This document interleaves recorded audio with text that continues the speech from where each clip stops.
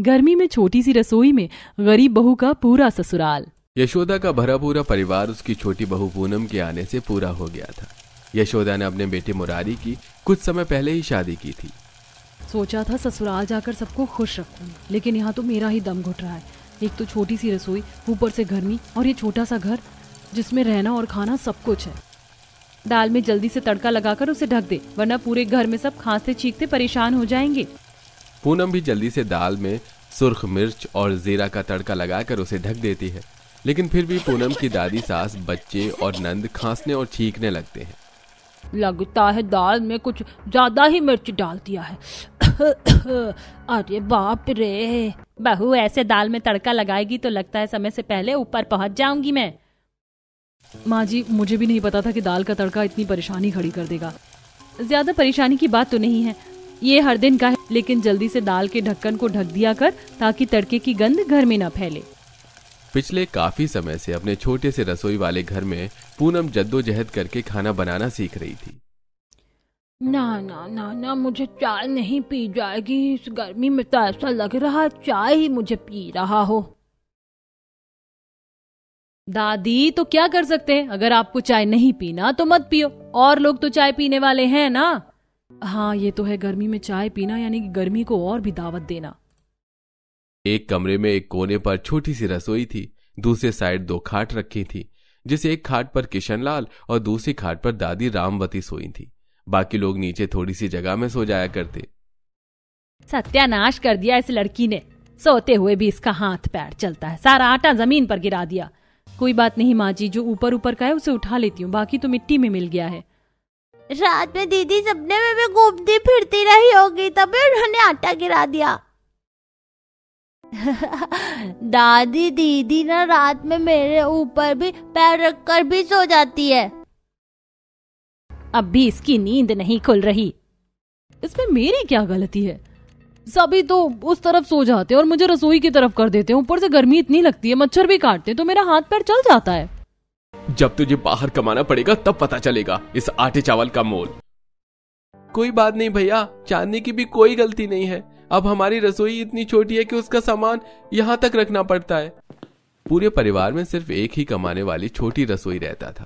मुरारी और उसका बड़ा भाई गोपी दोनों ही मेहनत मजदूरी करके जो ही पैसे कमाते वो घर के खर्चों में भी पूरा नहीं हो पाता। इसमें तो मुश्किल से 4-5 लोग ही खा पाएंगे। मुरारी, तू तैयार हो गया है तो चल निकलते हैं काम पर। शाम में लौटते वक्त आटे की बोरी ले आएंगे। कोई बात नहीं, 1 रोटी कम ही खा लेंगे, लेकिन खाना खा कर जा। अरे माँ, कोई बात नहीं, हम बाहर खा लेंगे, आप लोग चिंता मत कीजिए। इतना कहकर गोपी और मुरारी काम पर निकल जाते हैं। जैसे जैसे दिन निकलता है वैसे वैसे खाना बनाने के बाद पूरे घर में रसोई की गर्मी बढ़ जाती है। अरे कोई मुझे हाथ वाला पंखा दे दो, ऐसा लग रहा है कि गर्मी मुझे साथ ले जाने आई है। वैसे भी दादी, आपकी उम्र हो गई है, लगता है बड़ों से बात करना भूल गई है तू। माँ जी ने जो मांगा है वो ला कर दे। आजकल के बच्चे भी ना बड़ों का आदर करना भूल गए हैं। एक तो गर्मी से पहले ही परेशान हूँ, ऊपर से ये गरीबी जान ले लेगी। मेरी उम्र हो गई है, वरना बच्चों का सहारा तो बनता। हमारे बच्चे बहुत होनहार हैं, वो अपने परिवार को अच्छे से संभाल रहे हैं। हर दिन छोटे से रसोई वाला यह गरीब परिवार गर्मी और अपनी छोटी सी रसोई के साथ संघर्ष कर रहा था। कौन है? कौन है? अरे यशोदा, पूनम बहू, राधिका बहू, उठ जरा, लगता है भूकंप आ गया है। अरे भागो भागो, भूकंप आया है। अरे नहीं नहीं, भूकंप नहीं आया है, आपके पोते ने बर्तन में लात मार दी है। सोए में इसने लात मारकर सारे बर्तन गिरा दिए हैं। किसी दिन तो ऐसी हरकतें मेरी जान ले लेंगी। राजू बेचारा खुद डरा हुआ था कि उसने जाने अनजाने में ये क्या कर दिया, और उसे देखकर कोई उसे कुछ कहता भी नहीं। आखिर मजबूरी जो थी। अब अगली सुबह राधिका और पूनम खाना बना रहे होते हैं, तभी उनके पड़ोसन का आना होता है। अरे बाप रे, तेरा कमरा है आग की भट्टी का, इसे तप रहा है। अरे रे, ये सब इस रसोई के कारण हो रहा है, वरना इतनी भी गर्मी नहीं है। क्या कर सकते हैं, एक छोटी सी रसोई है और उसी में रहना खाना, तो गर्मी तो होगी ही। वैसे मेरे घर में जाकर देख, पूरा घर बर्फ की तरह ठंडा है। वो तो भला हो मेरे छोटे बेटे का, जो शहर जाकर कमाने लगा और पक्के का घर बनवा लिया। पूरे 5 कमरे हैं घर में और उनमें से 2 कमरा तो खाली है। तेरा 5 कमरा खाली रहेगा तो भी वो मेरे किसी काम का नहीं। काम तो मेरे यही छोटी रसोई आएगी, जिसमें रहना खाना सोना सब करते हैं हम लोग। हाँ, मैं तो बस बता रही थी, लगता है तो बुरा मान गई। अरे नहीं कांता, बुरा मानने जैसी क्या बात है। पड़ोसन के जाने के बाद यशोदा अपने घर में जाती है तो उसे भी एहसास होता है कि वाकई उसके छोटे से रसोई वाला घर कितना गर्म है, वो भी इस गर्मी में। इस घर से आग बरस रहा था। दादी, मैंने जानबूझकर बिल्कुल नहीं किया। वो तो जगह नहीं मिली तो मेरा पैर आपके खाने में चला गया। कितनी बार समझाया है कि जब सब खा कर उठे तभी सबके साथ हाथ धोने के लिए उठना है। घर में इतनी जगह नहीं है कि तू खाना खाते वक्त घूमता रहे। बच्चा है, क्यों डांट रही है? कोई बात नहीं, तू रोना बंद कर और मेरा बेटा जब खाना खाकर सब उठे तभी उठा कर। अब यशोदा को वो खाना फेंकना पड़ता है। ये देखकर किशन लाल बबूला हो जाता है। मेरा परिवार कितनी दिक्कत है झेल रहा है। एक छोटी सी रसोई और उसी में सब कुछ। जहां एक साथ सभी बैठ जाए तो आने जाने की जगह भी नहीं बचती। माँ जी, मैं आपको दूसरा खाना निकाल कर दे देती हूँ। अरे नहीं, मैंने आधा खाना खा लिया था और अब मुझे भूख नहीं है। इतना बड़ा परिवार है और सबका खाना हिसाब से बनता है। इस घर में आने के बाद सब कुछ कितना संजोग कर करना पड़ रहा है। गरीबी, छोटी सी रसोई और ऊपर से गर्मी का कहर, ये सब गरीब परिवार सह रहा था, क्योंकि उन्हें पता था कि रहना तो उन्हें जैसे भी है इसी घर में है और कोई चारा नहीं। अरे बाप रे, ये मुझसे क्या हो गया? मैंने तो चावल दाल गिराकर सत्यानाश कर दिया। कोई बात नहीं माँ जी, आपने ये जानबूझकर नहीं किया।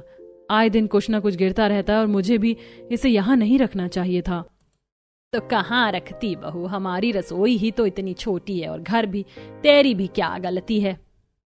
पूनम और राधिका मिलकर उस चावल और दाल को उठाकर साफ कर उसे ही बनाते। तभी देखते हैं कि बाहर कोई आया है और उनकी सास उसे गले मिल रही है। दीदी, आप कितने दिनों बाद आई हैं? इतने दिनों में हमारी याद नहीं आई? ये तो कोई अच्छे घर से लग रही है। कौन है? अरे मेरी बेटी आई है, लगता है उसी की आवाज है। दुलारी जब कमरे में आती है तो वो चूल्हे पर खाना चढ़ा हुआ देखती है और घर में आते ही उसे काफी गर्मी महसूस होती है। 2 खाटों के बीच में थोड़ी सी जगह और पूरा घर सामान से भरा हुआ। इतने दिनों बाद आ गई अपने भाई भाभी माँ की याद। बड़े दिनों बाद आई हूँ। मुझे भी एहसास हो रहा है कि मुझे पहले ही आ जाना चाहिए था। हमें तो लगा हमने कोई कमी कर दी, तभी तो हमसे मिलने नहीं आ रही है। घर की हालत और गरीबी देखकर दुलारी को अपने पुराने दिन याद आ जाते हैं, जब उसकी शादी उसका भाई किशन लाल अच्छे से घर में करने के लिए अपनी पत्नी के कंगन तक बेच देता है। माँ ने अपने जेवर तक मेरे अच्छे घर में रिश्ता लग जाने के बाद बेच दिए थे। भाई भाभी सबने बहुत मुश्किल से पैसे इकट्ठे किए और मैं कितने सालों में उनसे मिलने तक नहीं आई। बच्चों की शादी में भी नहीं आई। ये लीजिए बुआ जी, आपके लिए चाय। आपको आदत नहीं होगी ना इतने छोटे घर और बिना पंखे के रहने की। दुलारी को जब अपना पुराना दिन याद आता है तो दुलारी जाते वक्त अपने भाई के हाथ में कुछ पैसे दे जाती है। छोटी बहन हूँ, एहसान नहीं प्यार समझकर इसे रखना, और अगली बार जब मैं आऊं तो ये छोटी सी रसोई इस छोटे से घर में ना हो, सब अलग अलग हो। दुलारी के उस पैसों से यशोदा और किशन लाल उस घर को बढ़ाते हैं और कुछ दिन बाद वो छोटी सी रसोई और घर वाला कमरा अब अकेला नहीं बल्कि 2 कमरे और 1 रसोई वाला घर बन चुका था, जिसमें सभी खुशी खुशी रहने लगते हैं। और अब बहू को ना ही खाना बनाने में परेशानी होती और ना ही पूरे परिवार को सोने में कोई प्रॉब्लम होती। अब सभी खुशी खुशी अपने घर में रहते हैं। गरीब बहू को मिला रसोई से दूर रखने वाला ससुराल। क्योंकि शीला गरीब थी इसलिए उसके ससुराल वाले उसे पसंद नहीं करते थे, पर अमित शीला से काफी प्यार करता था, इसलिए वो सबके खिलाफ जाकर उससे शादी कर लेता है। पर ससुराल में शीला को कोई इज्जत नहीं मिलती। माँ जी, इसके कपड़े तो देखिए। एक पल को इसे देखकर मैं धोखा ही खा गई। मेरी गरीब देवरानी की पहली रसोई करने हमारे घर की नौकरानी कैसे आ गई? दीदी, मैं भले ही गरीब घर से हूँ, आप जितने महंगे कपड़े नहीं पहनती, पर मेरे कपड़े उतने भी गंदे नहीं। तेरे कपड़े से अच्छे हमारे घर के पोछे हैं, समझी? वो तो अमित की वजह से हम तुझे झेल रहे हैं, वरना कूड़े की तरह मैं तुझे इस घर से बाहर निकाल देती। रसोई में आकर तीनों सास बहू बिना किसी बात पर शीला के कपड़ों का मजाक बनाकर चली जाती हैं। कुछ देर में शीला की पहली रसोई होती है। आशा, चाहे तुम जो भी बोलो, हमारे बेटे की पसंद बहुत अच्छी है। बहुत दिनों बाद इतना अच्छा खाने को मिला है। पापा, आप इस खाने को अच्छा कैसे बोल सकते हैं? कितना तेल, नमक, मसाला भरा पड़ा है इसमें। मैं दूसरा निवाला भी नहीं ले सकती। सही बोला तूने, मुझसे भी ये खाया नहीं जाएगा। सभी लोग बिना खाए खाने पर से उठ जाते हैं। ये देख शीला की आंखें भर आती हैं। इसी तरह कुछ दिन बीत जाते हैं और एक शाम सूरज बाहर से खाना ऑर्डर करता है, जिसमें वो pizza, French fry, taco, garlic bread जैसी चीज मंगवाता है। शीला, देख क्या रही हो? प्लेट लेकर आओ और सबको खाना दो। तुम्हें भी आज यही खाना है। अरे बेटा, देखने दे इस गरीब को, इसने ऐसा खाना आज तक देखा भी नहीं होगा। तो क्या हुआ माँ, अगर उसने कभी ऐसा खाना नहीं खाया तो? जब आशा अपनी दोनों बहू के साथ शीला की गरीबी का मजाक बना रही होती है तो अमित अपनी बीवी का साथ देता है। इसी तरह कुछ दिन बीत जाते हैं और विनोद के कहने पर न चाहते हुए भी आशा शीला को अपने साथ मॉल लेकर जाती है, जहां पूरा परिवार अपनी पसंद के कपड़े, जूते, चप्पल, यहां तक कि मॉल से ही सब्जियां और फल लेने लगते हैं, जिस पर शीला सबसे बोलती है। अमित जी, मॉल में सब कुछ बहुत महंगा है और मुझे यहाँ के ना कपड़े पसंद आ रहे हैं, ना ही जूते चप्पल, और इतनी महंगी सब्जी मॉल से क्यों लेनी, जब यही सब्जी और इससे भी ज्यादा ताजा हमें बाहर मार्केट में मिल रही है। शीला, तुम गरीब घर से हो, हम नहीं। अगर हमारे साथ हमारे घर में रहना है तो हमारे तौर तरीके भी सीखने होंगे। बहू, हम अमीर हैं, इसका मतलब ये नहीं कि पैसे को फिजूल उड़ाएं। अगर बहू ने कुछ कहा है तो सोच समझ कर कहा होगा। विनोद की बात सुनकर सभी चुप हो जाते हैं और घर की सब्जी और कुछ जिम्मेदारी शीला को दे दी जाती है। शीला अपनी जिम्मेदारी काफी अच्छे से निभाती है और वो पैसे भी बचाती है। देखते ही देखते 1 महीना बीत जाता है और शीला खुद आकर अपनी सास को 1 महीने का हिसाब देती है। माँ जी, पापा जी ने मुझे सब्जी के लिए 5,000 रुपए, घर के राशन के लिए 10,000 रुपए और जरूरत की चीजों को पूरा करने के लिए 5,000 दिए थे। टोटल 20,000 रुपए थे मेरे पास, जिनमें से मैंने 5,000 बचाए हैं। क्या तुमने 15,000 में 1 महीना घर चला लिया? ये तो सच में बहुत तेज है, वरना मेरी वो दोनों बहू तो 20,000 रुपए देने के बाद भी ऊपर से 10,000 मांगती है। शीला की समझदारी देख आशा काफी खुश होती है। इसी तरह कुछ दिन बीत जाते हैं और एक दिन खाना बनाते हुए शीला का हाथ जल जाता है। ये देख विनोद सभी घर वाले और नौकरों पर चिल्लाने लगता है। आशा, ये सब क्या है? जब तुमने अपनी दोनों बहू को घर में आराम करने के लिए दे रखा है तो मेरी छोटी बहू क्यों हर वक्त रसोई के काम करती है? मैंने घर में नौकर क्यों रखे हैं? अब से मेरी बहू कोई काम नहीं करेगी। और बहू, तुम रसोई में कदम भी नहीं रखोगी। तुम मेरी बेटी जैसी हो, समझी? विनोद की ऐसी बातें सुनकर शीला की आंखें भर आती हैं और उसे अपने मायके के दिन याद आते हैं, जहां वो पूरे दिन काम करती थी और थोड़ी सी भी चोट लगती थी तो उसकी माँ उसका ख्याल रखती थी। इसी तरह समय गुजरता है और एक दिन अमित, जब से शादी करके मैं यहाँ आई हूँ, एक बार भी माँ से मिलने नहीं गई। माँ की बहुत याद आ रही है। शीला, आज तो मैं थोड़ा काम कर रहा हूँ, मैं तुम्हें कल पक्का तुम्हारे मायके छोड़ाऊंगा। भाभी, ये देखो, मैं आपके लिए नूडल्स बनवा कर लाई हूँ। भैया बता रहे थे आपको नूडल्स बहुत पसंद है। वैसे भी अब तो आपको रसोई में जाना पापा ने बंद कर दिया है, तो आपको जो भी खाना हो आप मुझे बता देना, मैं बनवा दूंगी। इतना बोल काजल और शीला एक साथ बैठकर नूडल्स खाने लगते हैं। अगले दिन जब शीला अपने मायके जाने के लिए अपनी सास के कमरे में आशीर्वाद लेने जाती है तो वो देखती है कि उसके ससुर आशा को ठंडी पट्टी कर रहे हैं। पापा जी, माँ जी की तो तबीयत बहुत ज्यादा खराब है, आप भी थक गए होंगे। मैं मायके फिर कभी चली जाऊंगी, अभी माँ जी को मेरी जरूरत है। ठीक है बहू, तुम अपनी सास के पास बैठो, मैं तुम्हारी जेठानी से बोलता हूँ, वो तुम्हारी सास के लिए खिचड़ी बना दे। विनोद अपनी दोनों बहू के पास जाता है। जैसे आरती और पूजा को पता चलता है कि आशा बीमार है तो वो दोनों बहाने बनाने लगती हैं। पापा जी, हमें तो बहुत जरूरी काम से बाहर जाना पड़ रहा है, हम तो रसोई में माँ जी के लिए खिचड़ी नहीं बना पाएंगे, आप शीला से ही कह दो। नहीं, उसका हाथ जला हुआ है, मैं अपनी लाडली बहू को रसोई में नहीं जाने दूंगा। देखा आरती, उस गरीब को कितनी इज्जत मिल रही है और हमें रसोई में धकेला जा रहा है। अब जब तक बुढ़िया बीमार रहेगी हम दोनों बाहर घूम कर आते हैं। पूजा और आरती एक बार भी आशा को देखने नहीं जाती और घूमने के लिए चली जाती हैं। और जब तक आशा ठीक नहीं हो जाती शीला अपनी सास के पास बैठी रहती है। ये देख आशा का दिल पिघल जाता है और वो शीला से कहती है, बहू, मैंने तुझे कभी इज्जत नहीं दी, फिर भी तू मेरा कितना ख्याल रख रही है। तुझे रसोई में मिक्सी ओवन जैसी चीज चलानी भी नहीं आती थी, फिर भी मैं तुझसे काम करवाती थी और देख आज तू मेरी कितनी सेवा कर रही है। तेरे ससुर जी ने बिल्कुल सही फैसला लिया, अब से तू रसोई में नहीं जाएगी। बीतते समय के साथ आशा का दिल भी पिघल जाता है और वो भी शीला को प्यार करने लगती है। इसी तरह कुछ दिन बीत जाते हैं और एक रात शीला के पैरों में काफी दर्द हो रहा होता है। क्या हुआ? तुम अपने पैर खुद क्यों दबा रही हो? अगर पैरों में दर्द है तो लाओ मैं दबा देता हूं। इतना बोलकर अमित शीला के पैर दबाने लगता है। शीला जल्दी से अपने पैर हटा लेती है और अपने पति से कहती है, मुझ गरीब को इतनी भी इज्जत मत दीजिए आप। मेरे पैर दबाएंगे तो मुझे नरक नसीब होगा।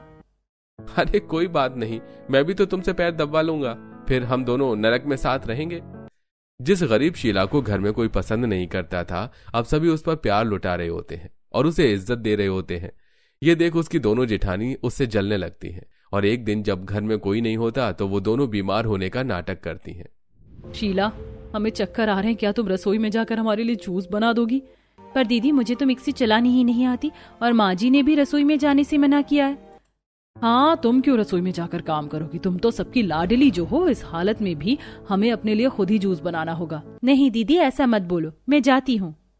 इतना बोलकर शीला जैसे ही रसोई में जाती है, वहां उसका जेठ सूरज आ जाता है और अपनी बीवी को हंसता देख उन दोनों पर नाराज होता है और शीला का हाथ पकड़कर उसे रसोई से बाहर लाता है।